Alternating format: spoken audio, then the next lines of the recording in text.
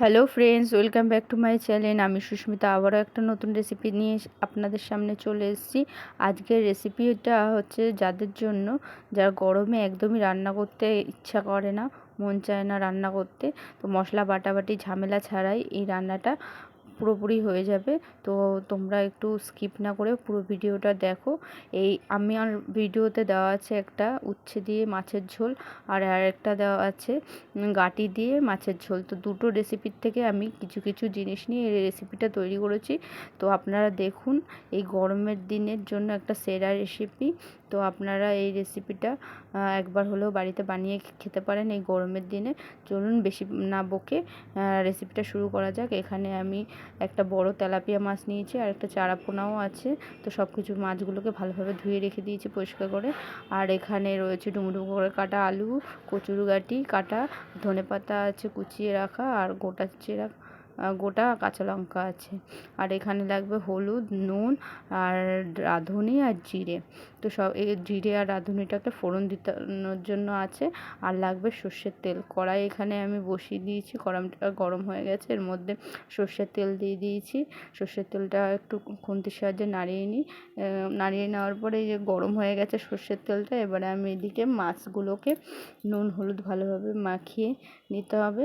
ভালোভাবে নুন হলুদ, এই যে নুন দিয়ে দিয়েছি, এবারে হলুদ দিয়ে দিলাম, ভালোভাবে মাখিয়ে এবারে এক এক করে মাছগুলো তেলে ছেড়ে ভালোভাবে ছাঁকা তেলে ভেজে নিতে হবে।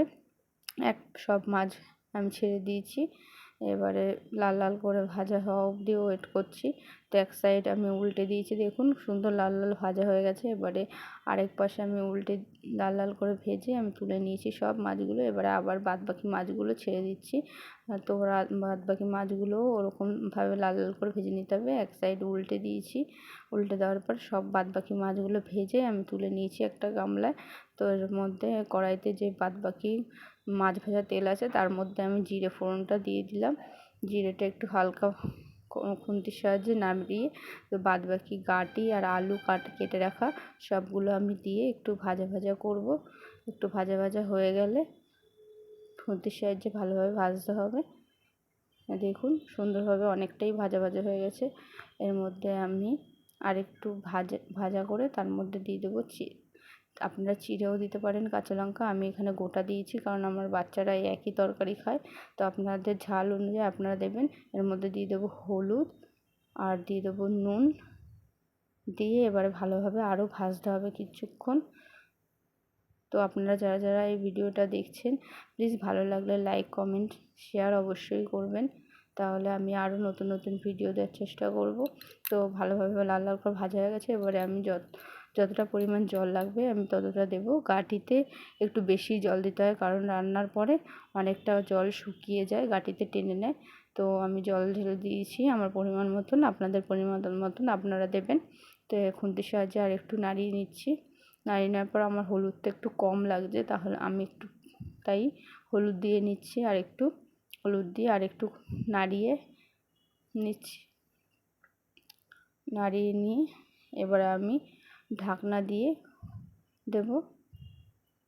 ঢাকনা দিয়ে আমি হাই আছে বসিয়ে দিয়েছি। তো হাই আছে 10 মিনিট মতন আমি ফুটতে দেবো। 10 মিনিট পরে এই দেখুন ঢাকনা খুলে 10 মিনিট হয়ে গেছে আমার। অনেকটাই মনে হয় কচুরগাঁটি আলুটা সেদ্ধ হয়ে গেছে। দেখুন আলুটাও ভালোভাবে সেদ্ধ হয়ে গেছে, আর কচুরগাঁটিটাও অনেকটাই সেদ্ধ হয়ে গেছে আমার। দেখুন হাত খুন্তির সাহায্যে চাপ দিলে বোঝা যাচ্ছে যে সেদ্ধ হয়ে গেছে। সব আমি নামিয়ে নিয়েছি একটা গামলার মধ্যে। এবার ওই একই কড়াইতে আমি আর একটু সর্ষের তেল দিয়ে দেবো।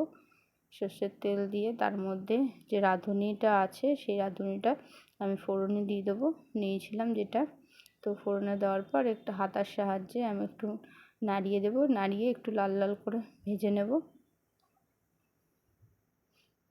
তো লাল লাল করে ভাজা হয়ে গেছে। খুন্তির পেছনটা দিয়ে একটু ঘষে দেবো যাতে ফ্লেভারটা ভালো বেরোয়।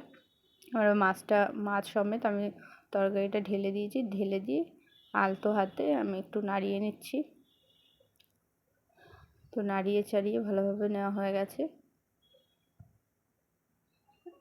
এবারে যে আমি গোটা লঙ্কাগুলো দিয়েছিলাম সেগুলো তুলে নিচ্ছি এক এক করে। আপনারা চাইলে চেরা কাঁচা লঙ্কাও ব্যবহার করতে পারেন, আপনাদের স্বাদ অনুযায়ী আপনারা লঙ্কা দেবেন, যে যেরকম ঝাল খান।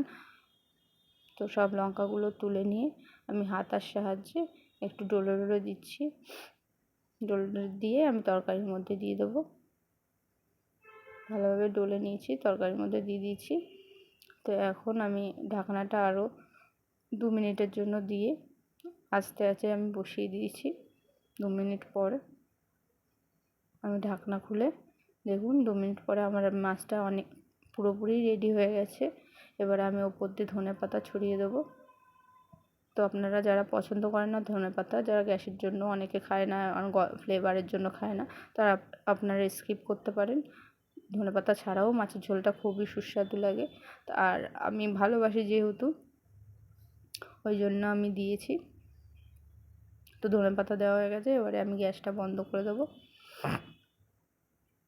এবার গ্যাসটা বন্ধ করে আমি ঢাকনা দিয়ে কিছুক্ষণ স্ট্যান্ডিং টাইমের জন্য রাখবো। দেখুন আমাদের রান্নাটা পুরোপুরি কমপ্লিট। এখন গরম ভাত দিয়ে খাওয়ার জন্য পুরোপুরি রেডি। আমরা বাঙালি তো মানেই মাছে ভাতে বাঙালি, তো মাছ হলে আর কিছুই লাগে না আমাদের, তাই তো বন্ধুরা? তো আপনারা এরকম নতুন নতুন আরও ভিডিও দেখার জন্য প্লিজ আমার পাশে থাকুন এবং লাইক, ফলো, কমেন্ট অবশ্যই করবেন। আর ভালো যদি লেগে থাকে আপনাদের, তাহলে শেয়ারও অবশ্যই করবেন। তো এরকম নতুন নতুন ভিডিও দেখার জন্য আমাকে ফলো করুন। তো নতুন নতুন এই দেখুন কি সুন্দর রেডি হয়ে গেছে পাতলা মাছের ঝোল। তো এখন রাখছি। ধন্যবাদ পুরো ভিডিওটা দেখার জন্য।